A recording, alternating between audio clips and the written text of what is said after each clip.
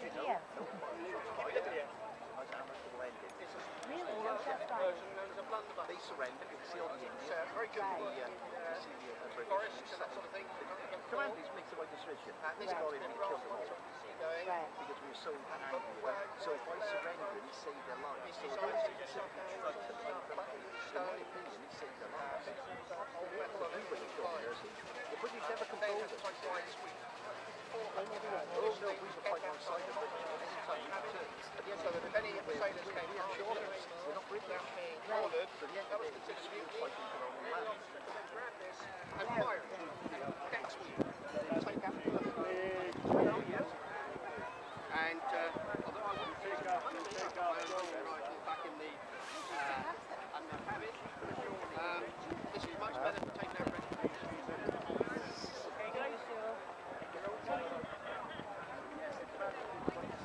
Right, and we're going to fire now, Josh. Okay, you ready?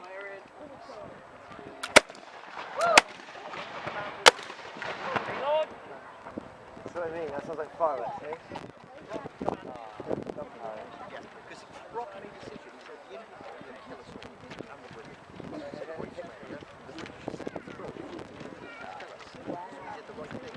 So although we found it out, we're not trying to very insensitive.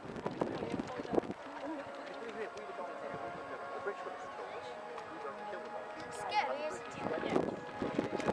They surrendered to us, can't touch them. Too ready. One thing about the right There was like thousands. So, yeah. 1,000. Yeah. But they would have fought. Don't forget they were trained killers. Right.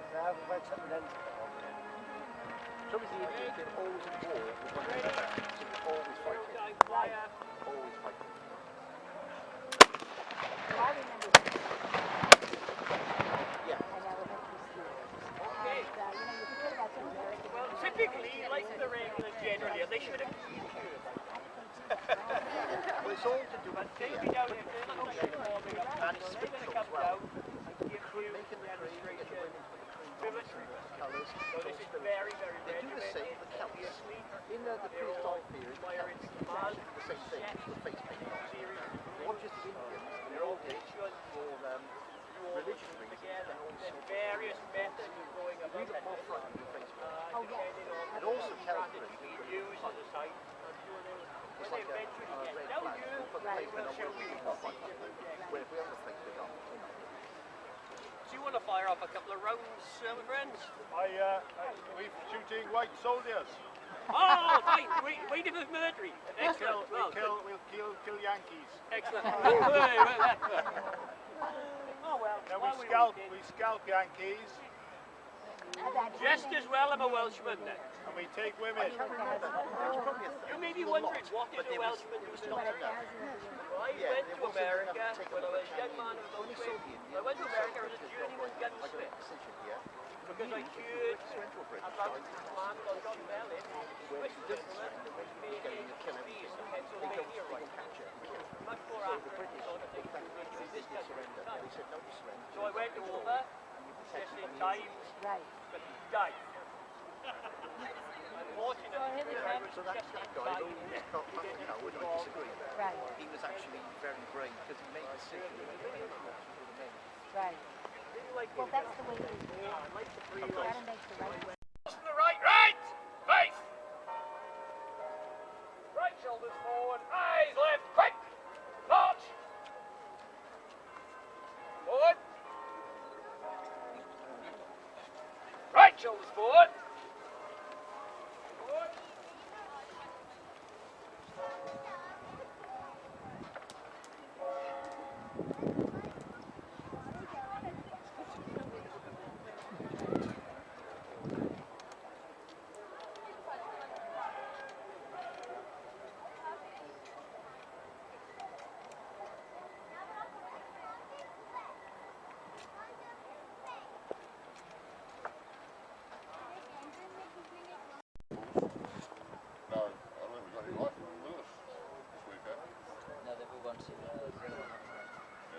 Lewis. Yes. You got light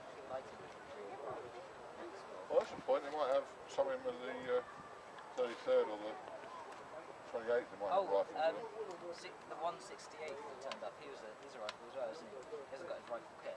Hasn't he? I don't think so. I wouldn't have thought he would. Rob Yule.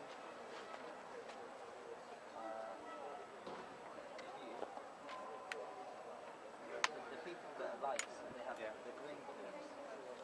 They do basically the same sort of drill, I suppose. They do the same kind of light.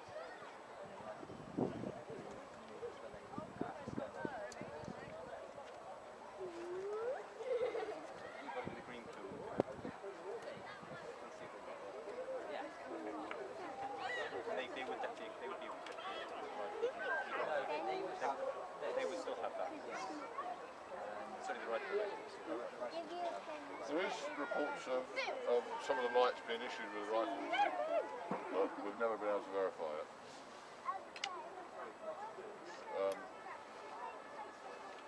There was the light division, which was the 30th and 60th and things like that, and they said the light companies of the light division actually issued rifles for marksmen.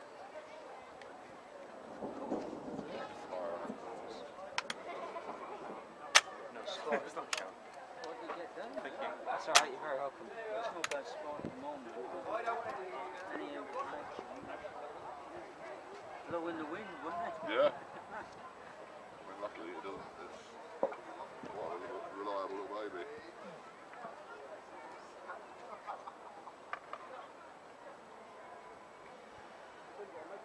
Secrets.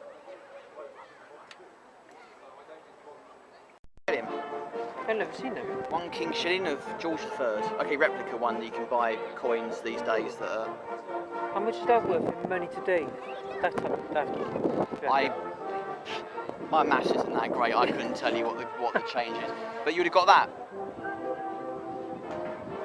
You'd say, right, take that. Right, that's your hand. Right, you're mine now.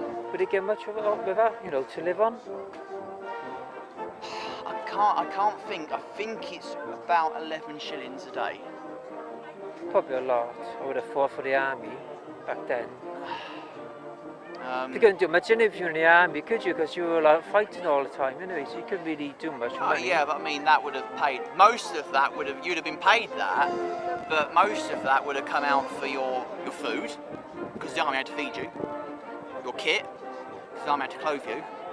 So you, out of all of that shillings, you might only have two or three, 4 left. I thought you'd have to pay for your equipment. I thought it was all with it because you joined the army. It kind of comes out of your pay, because if you need replacement kit as well, like you lose something and need replacing it, then you've got to it comes out of your pay, kind of. Because like the modern army, they get paid so much, but out of that comes their board, lodgings, kit, etc., etc., and they get a nice tidy sum at the end to go and come home with and do whatever. But if you ever survived the war back then, as soon as that touched your hand, that recruiting sergeant had you. If you went, do you know what? I've changed your mind. You're a tough luck, son. Come on, you're coming with me. It wasn't just a Waterloo, was it? It was never. There was probably other battles around, wasn't there? There was plenty.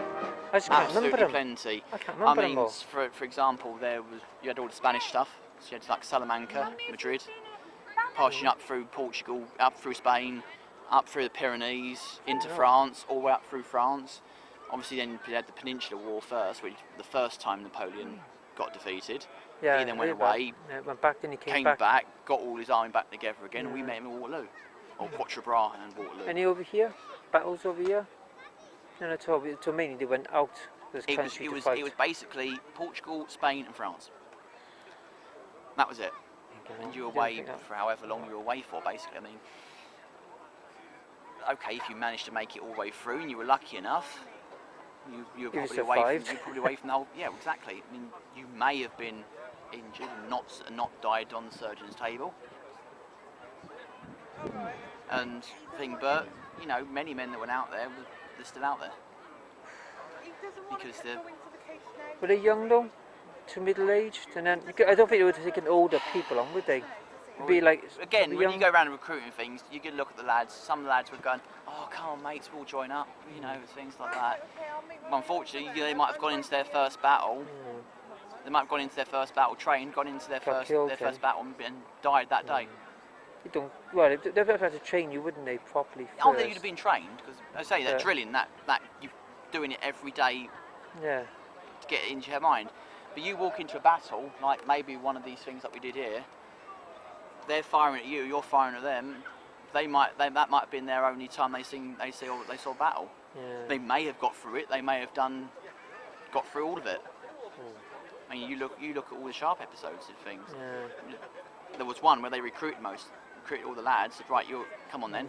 Most of them went down in that get across that river. Yeah. You know, and that was the first time they'd seen battle. Unfortunately, it's. You thought the muskets would have given themselves away. Warfare was won pretty much on numbers. It's a numbers game. You've got more than them. Yeah, you can kind of. You can expect to lose so much. Yeah. So the British, did they actually lose really? Of any of the big battles? There would have been some. I know what I was the wouldn't say biggest. defeats, but the French would have won some battles, obviously, because it was obviously the first thing we went over there in the first place. But we just had Wellington had his supply lines. It was constantly. They never got to break his supply line because we just kept. Yeah. I'm surprised the British went over to America really to attack us. There wasn't really much to do with us, was it really? Like you said, Europe, we were dominated. Mainly Europe. Because of what we did, most of our knowledge is of the Peninsular Wars. It's that same thing as France. The 41st, they went out into America and did the thing, so they've got more. Their knowledge is set with the thing, and it's kind of a learning curve as well because you learn more as you go along. Like you might go to the battlefield and learn on these reenactments and learn more. Like you might have learned something like, oh, this happened here, or that happened here. Like, did it? Something else you can.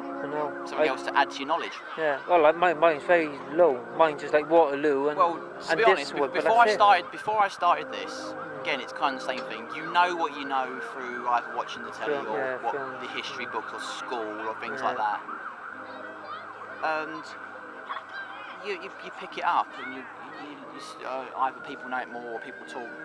You've been there for or years. You go, right, okay, You've done this for years, have you? This one. I actually joined last April, so hardly any time at all. You know, you must have had enough practice with the muskets and. Oh, with the drills, yeah. I mean, over the winter while there's not many reenactments on, you meet up once, twice a month. You must like it a lot. Go through drills, keep it in your mind. So when you go out on the next reenactment, it is like real, really, because if anything go wrong, well, I know it's safe. I know they're safe, but you can still. I know this has been decommissioned, but that's a replica. That's dangerous. Yeah. Because before this was a live gun. So you know, you load the thing, you think you're in line. You've got the flash coming out, the pan coming that way towards you, across you, and that coming out the end. You must like it though to keep doing it now. Yeah, I mean, in a battle you get the adrenaline rush. Yeah. It's like anything else. It's like in a film. It's got to be the same thing as a film. You're doing it for real. Yeah, it is pretty much for real. I mean, the guns you're firing, the gunpowder's real. You're fixing the bayonets. Okay, it's safe. It's a reenactment. It's all, you know, it's done. It's real, but it's done safely. If you follow the commands of your officer, it is going to be safe. Is there any local ones in Wales? I think the 41st is the kind of like, this is kind of their event, and we've all been invited to sort of come up and help. From the England, is it? England side, is it? Well, it's the Napoleonic Association of the NA. Is it? So that kind of. That's based in England, is it? It's kind of a European thing, because again. I've never found it, see. Well, I only found out about it through joining this, because our regiment's part of it. It's like kind of like Waterloo and all the big major battles there, and NA events. So you would have gone. They'd put it on and sort it all out, and you'd go over there as part of that and things and bits and pieces. You know, I don't think the NA would do anything with like the American stuff, because again it's different. Yeah. This is the Napoleonic Association, so again that's all the Peninsular Wars and stuff. Napoleonic. I didn't know there's one around 6. I was trying to look on the internet for one. Well, I think the local one to here is the 41st, which are over in that corner. The flag. Because again, it's a thing. And then, you know, I mean, we're Cornish, so Devon and Cornwall, where's where we come from. We do get people that meet up with us and join from different places, but This is the first one here for Wales, is it for you? me personally, yes, this is my second big event. Do you like Guinness so far?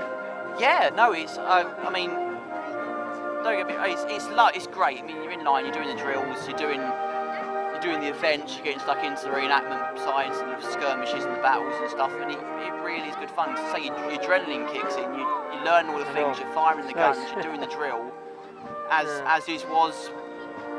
So what happens after this one? No, after tomorrow we got to go after that one. After tomorrow, I think the next thing we've got is the Jane Austen Festival, and that's Bath. Oh yeah, been a Bath. That's a Bath, and that's it's pretty much okay. It's not so much a battle as such, but it's a period thing. We're in period costumes. They're kind of escorts. Oh, that's nice. But it's nice to go up there because again you've got all your Jane Austen period costumes and stuff walking around and things like that, and you've got you in your uniforms walking around as well. And yeah, that's good. Alright. Am I keeping the same too? Yeah, keep going. Just keeping you busy over the year. It does. I mean, okay, you can do as much or as little as you want. You've got enough free time, you could go and do everything. You can say, well, I know I want to do this, this, this and this. Things you got to get to it, don't you? You got to go by car or bus to just get to these places. There is cost. You think, well, I've done that one, I really can't afford to do the next one. I'll wait, I'll do this one in a month's time. Yeah. You save up, you're doing. I mean, all of us work. All of us work. We've all got our main jobs. Yeah. By day, I'm a mechanic. Oh, that's right. I fix cars. But my weekends, yeah. if I can afford to, I put all this on and stand in the sunshine and get pretty hot. You bought and that tired. yourself, have you, Ola? You had Yes. to pay for it all. Because I know some of them you got to pay for them. You pay for your kit. I mean, a jacket like this, it's about 170 quid. The gun, between that and 300. It depends what you can get. If somebody's gone, you know, selling it off second hand, maybe you've got 180 quid, 200 quid rifle. You can get more. Obviously, then you pay for like your hat, stock, gaiters, trousers, shirts. Well, separately then. It's all separate each pay. I mean, for example, that might be about, I think that's about 20 quid. Same for a shirt, stock, probably a bit less, about So tenner. what's the most expensive musket with a foot Coat. in it? Oh, coat. Coat and the musket. Those are the most expensive bits of kit to get because then, I mean, they're surviving patterns.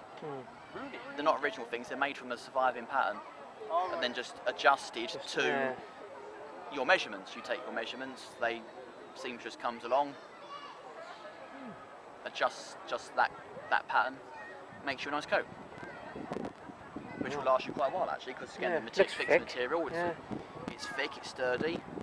It's going to need probably dry cleaning because it's the material it is.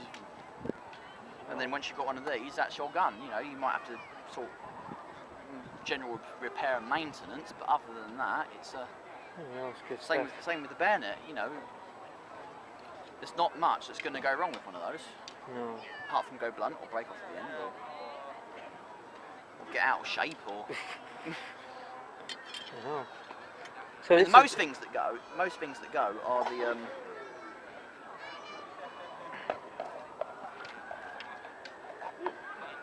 the are the cases the bayonet comes in.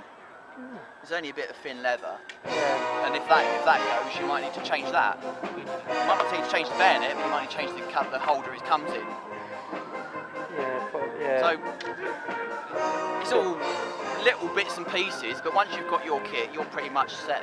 So this is your main big battle, and then next one, what might be next year, probably the next big one again somewhere, probably. Yeah, I think Jane Austen Festival is the last one personally that I'll do. Next year, then we'll start again doing the small. I mean, we also do local events, so around Devon and Cornwall. So we might go to carnivals or events like that and such.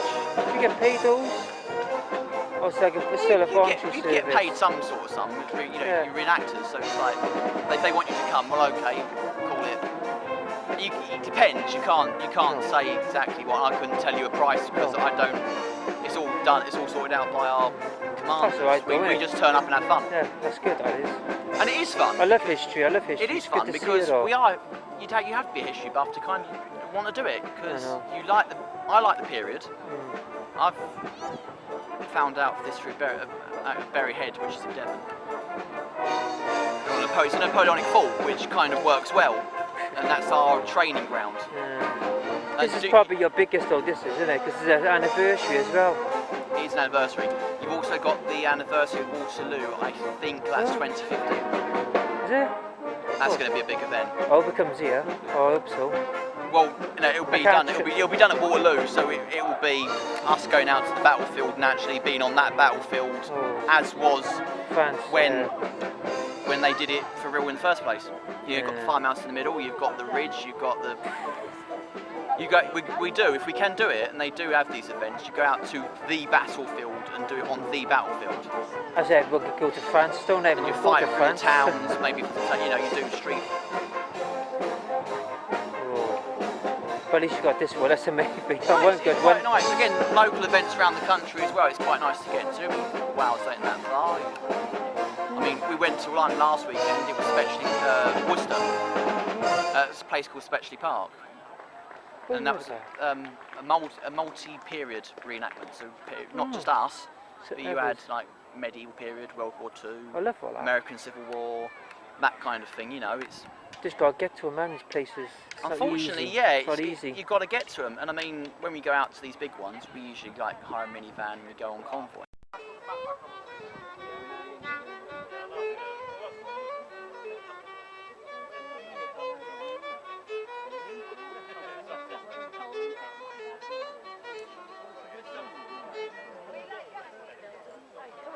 Down here. Yes. Well, I thought about it, but we didn't get home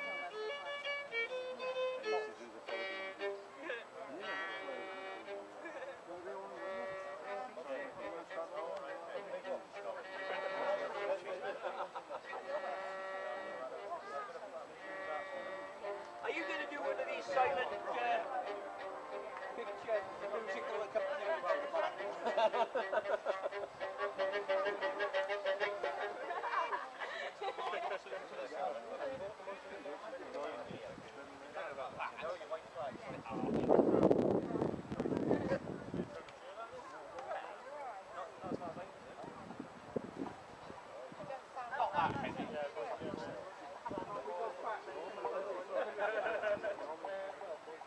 Right, let's go do fight. I'm